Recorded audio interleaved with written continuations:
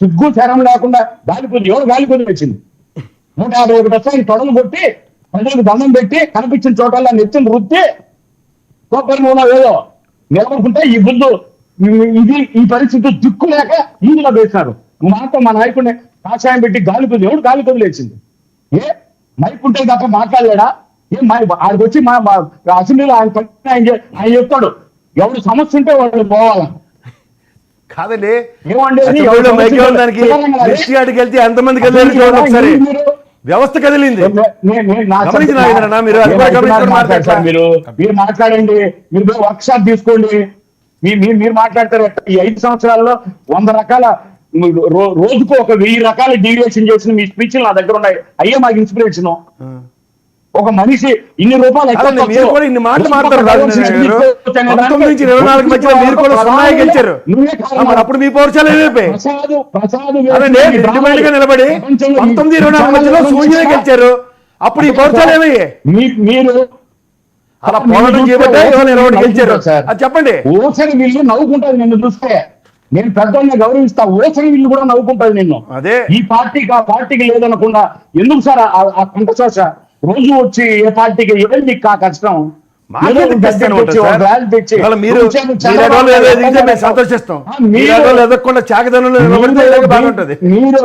మీరు చంద్రబాబు నాయుడిని పొగిడినది నాకు ఈ చెవుల్లో ఉన్నాయి. జగన్మోహన్ రెడ్డిని తిట్టినట్టు మీరు జగన్మోహన్ రెడ్డిని పొగుడుతూ ఇప్పుడు నెత్తినెత్తుకున్నట్టు ఈ చెవుల్లో ఉన్నాయి. మీరు కాంగ్రెస్ ను పొగిడినట్టు ఈ చెవుల్లో ఉన్నాయి. కానీ మేము ఇప్పుడు ఇదే బీజేపీకి సంఘటన ఊరుకోవాలా? మీకు మనోభావాలు మీకు ఇష్టం మారిపోతుంది. గడికో పార్టీ వస్తుంది, మనోభావాలు మీకు ఉండవు. మనోభావాలు ఉన్నట్టే బాధ మీకు. మీరు రోజుకో పార్టీ ఎత్తుకోండి సార్. ఇదే డిబేట్ లో మర్చిపోయారా? తెలుగుదేశం జనసేన మారుకున్న మాటలు ఇవాళ వీళ్ళకి నచ్చిపోయిందట. అందరూ మారిపోవాలట. ఏం మారుతారు? మీరు బీజేపీ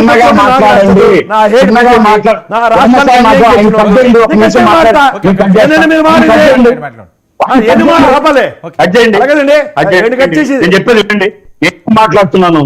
ఈ ప్రసాద్ అనే పెద్ద మనిషి రోజుకు ఒక షర్ట్ వేసుకున్నట్టే రోజుకొక పాయింట్ ఎత్తుకొని వచ్చి మాట్లాడతాడు. డిబేట్ సబ్జెక్ట్ కనుగొనవండి. నా షర్టు నా తల నా గడ్డం మీకెందుకు?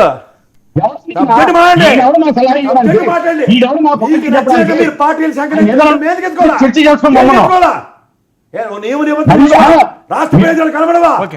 రాష్ట్ర ప్రయోజనాల గురించి మాట్లాడితే మాట్లాడండి. రాష్ట్ర ప్రయోజనాల గురించి అనుకున్నారు. ధర్మ పోరాట దీక్షలు గురించి నువ్వు ఎప్పుడు మాట్లాడాలి? గురించి మాట్లాడి వల్ల ఏం ప్రయోజనాల గురించి ఎప్పుడు మాట్లాడినా? మేము రోజు నీ ఇష్టం వచ్చిన ఛానల్లో మాట్లాడుతున్నావు. మీలా నిలకడలేని రాజకీయాలు చేయట్లేదు. 32 పళ్ళు ఊడిపోయేటి. మీ 32 పళ్ళు ఊడిపోయేటి సార్. మేము మంచి వాళ్ళం కాబట్టి ఏదో మాట్లాడుతున్నాను. కొంతమంది మంచి మాట్లాడి నేర్చుకున్నాం. మీకు బుద్ధి పుట్టేట్టు భయపడేది లేదు సార్. బుద్ధి పుట్టేట్టు వచ్చి కూర్చొని మాట్లాడితే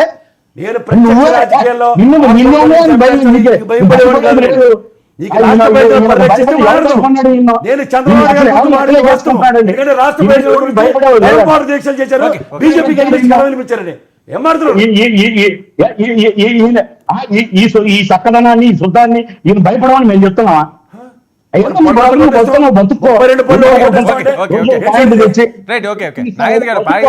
గా